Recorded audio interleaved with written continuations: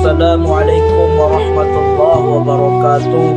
Alhamdulillahirabbil alamin. Assalatu wassalamu ala asrafil anbiya'i wal mursalin wa ala alihi rasulillahi ajmain. Bersyukur kita kepada Allah Subhanahu wa taala dengan melafazkan alhamdulillah. Selawat untuk baginda Nabi Muhammad sallallahu alaihi wasallam dengan melafazkan Allahumma shalli ala sayyidina Muhammad wa ala ali sayyidina Muhammad. Hadirin wal hadirat yang dirahmati Allah Subhanahu wa taala, hari demi hari, minggu demi minggu, bulan demi bulan, tahun demi tahun silih berganti. Banyak yang di antara kita, kerabat saudara kita, mungkin mereka telah mendahului kita ke hadapan Allah Subhanahu wa taala, atau yang lebih kita kenal dengan kematian. Kalau kita renungi, kalau kita fikir-fikir, sungguh ringkas sebenarnya kehidupan yang kita jalani di atas dunia ini, yang mana ketika kita dilahirkan oleh ibu kita, kita dikumandangkan dengan lafaz azan oleh ayah kita, dan ketika kita mati, kita akan disolatkan. Hadirin wal hadirat, ada beberapa nasihat yang perlu kita ketahui atau kita amalkan untuk kehidupan kita di dunia, untuk mendapat kasih sayangnya Allah dan cintanya Allah dan ridhonya Allah.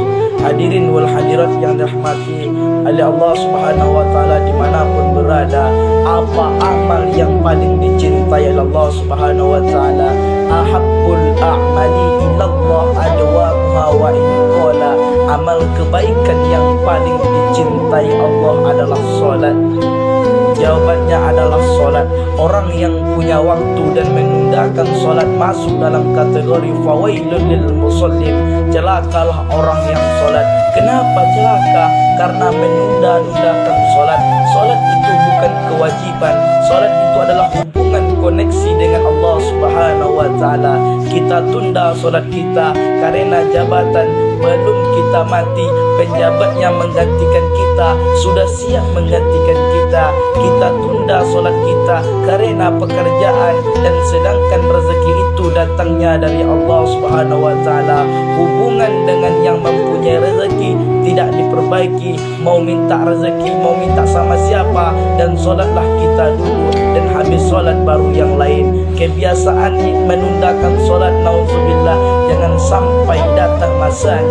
Rabbana absorna, mata kami sudah melihat azab, wa sami'na, telinga kami telah mendengarkan teriakan azab, farji'na na'mal salihan, kembalikan kami di dunia, kami mau beramal soleh. Nikmat ini baru terasa kalau dia tidak ada. Ketika ada dia, kita menanggap ia bonus dari Allah.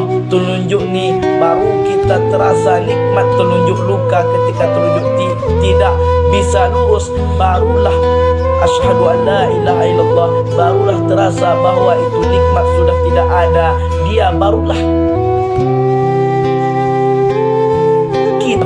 yang celakanya ketika nikmat sudah diputuskan Allah Subhanahu wa taala, barulah terasa nikmat hidup. Rupanya nikmat, nauzubillah, absorna, mata kami sudah melihat azab, wa sami'na, telinga kami sudah mendengar teriakan azab, farji'na, balikan kami kembali ke dunia ya Allah, na'mal salihan, kami ingin beramal soleh. Ketahuilah tak bisa, apa guna penyesalan datang dan tak bermakna. Pasangan hidup adalah mati, pasangan sehat adalah sakit, pasangan cantik adalah keriput dan layu.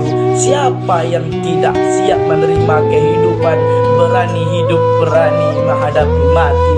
Takut mati jangan hidup, takut hidup ya mati saja. Kalau belum masanya, nampak jenazah lewat ikut. Ujian bukanlah karena Allah ingin melihat kualitas keimanan kita, karena Allah Maha tahu apa yang terjadi dan apa yang tidak akan terjadi. Ya'lamu ma baina aydihim wa ma khalfahum wa la yuhituna bi syai'in ilmihi illa bima syaa.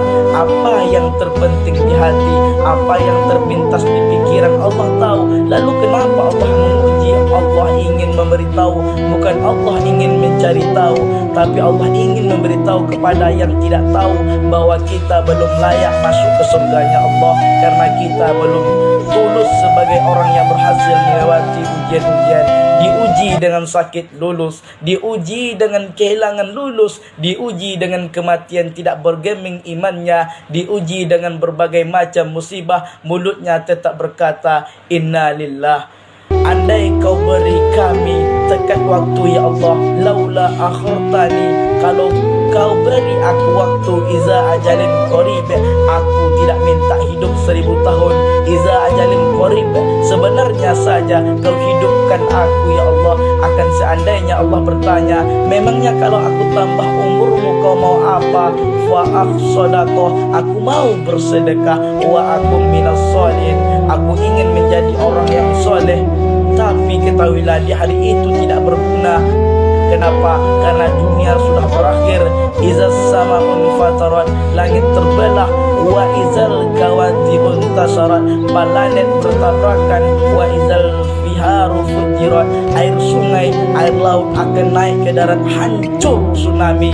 Wa izal kuburu bu'dirat, semua yang dikubur akan dibangkitkan, dan disitulah orang baru sadar. Maka daripada itu, marilah kita berlomba-lomba menjalankan kewajiban yang mana Allah telah mewajibkan kepada kita dengan niat yang tulus dan ingin mendapat ridhonya Allah. Dan insyaAllah kita semua menjadi penghuni surganya Allah. Surah Al-Bayyinah ayat 8 yang artinya balasan mereka di sisi Tuhan mereka ialah surga ain yang di bawahnya mengalir sungai yang kekal di dalamnya selama-lamanya, dan ridho Allah terhadap mereka dan mereka pun ridho kepadanya. Yang demikian itu adalah balasan bagi orang yang takut kepada Tuhannya karena Allah Subhanahu wa taala. Hadirin yang dirahmati Allah Subhanahu wa taala, mungkin hanya ini yang bisa saya sampaikan. Semoga kita menjadi orang-orang yang bertakwa di sisi Allah Subhanahu wa taala. Takwa dalam arti kata apa? Menjalankan apa yang diperintahkan oleh Allah Subhanahu wa taala dan meninggalkan apa yang dilarang oleh Allah Subhanahu wa taala. Ballagu anni walau ayat, sampaikanlah walaupun satu ayat. Hadirin wal hadirat, kebenaran datangnya dari Allah Subhanahu wa taala dan kesalahan datangnya dari saya. Wabillahi taufiq wal hidayah. Assalamualaikum warahmatullahi wabarakatuh.